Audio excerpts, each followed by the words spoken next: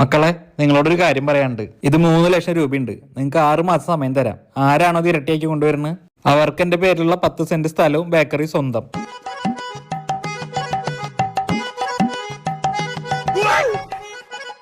ആ 17 Pro Max അവന്റെ 1.5 ലക്ഷം തീർന്നു.